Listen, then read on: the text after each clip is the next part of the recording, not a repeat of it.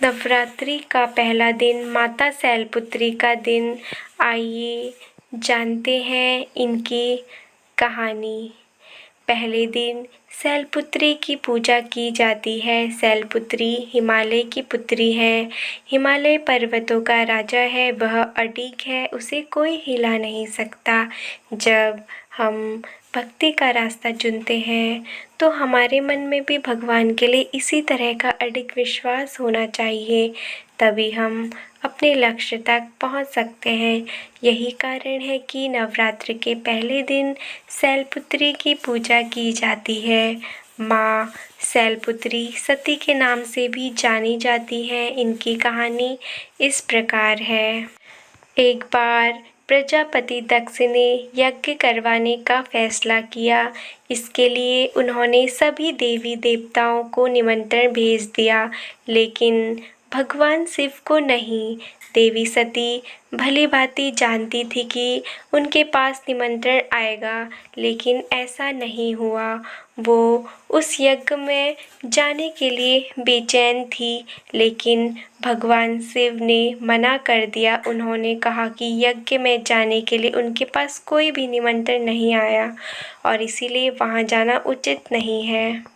सती नहीं मानी और बार बार यज्ञ में जाने का आग्रह करती रही। सती के ना मानने की वजह से शिव को उनकी बात माननी पड़ी और अनुमति दे दी।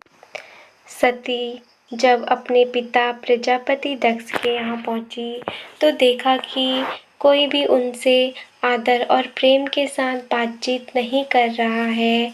सारे लोग मुंह फेरे हुए हैं और सिर्फ उनकी माता ने स्नेह से उन्हें गले लगाया। उनकी बाकी बहनें उनका उपहास उड़ा रही थी और सती के पति भगवान शिव को भी तिरस्कृत कर रही थी।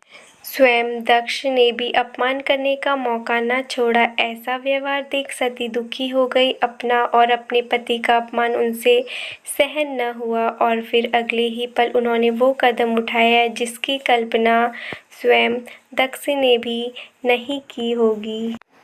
सती ने उसी यज्ञ की अग्नि में खुद को स्वाहा कर अपने प्राण त्याग दिए। भगवान शिव को जैसे ही इसके बारे में पता चला तो वो दुखी हो गए। दुख और गुस्से की ज्वाला में जलते हुए शिव ने उस यज्ञ को ध्वस्त कर दिया। इसी सती ने फिर हिमालय के यहाँ जन्म लिया और वहाँ जन्म लेने की वजह से इनका नाम शैलपुत्री पड़ा।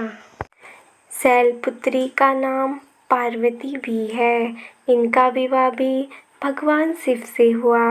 माँ शैलपुत्री का वास काशी नगरी वाराणसी में माना जाता है। वहाँ शैलपुत्री का एक बेहद प्राचीन मंदिर है, जिसके बारे में मान्यता है कि यहाँ माँ शैलपुत्री के सिर्फ दर्शन करने से ही भक्तजनों की मुरादें पूरी हो जाती हैं। कहा तो ये भी जाता है कि नवरात्रि के पहले दिन यानी प्रतिपदा को जो भी भक्त माँ शैलपुत्री के दर्शन करने आता है, उसके सारे वैवाहिक जीवन के कष्ट दूर हो जाते हैं। चूँकि माँ शैलपुत्री का वाहन वृषभ है, इसलिए इनका वृषारूढ़ा भी कहा जाता है। इनके बाएं हाथ में कमल और दाएं हाथ में त्रिशूल रहता है।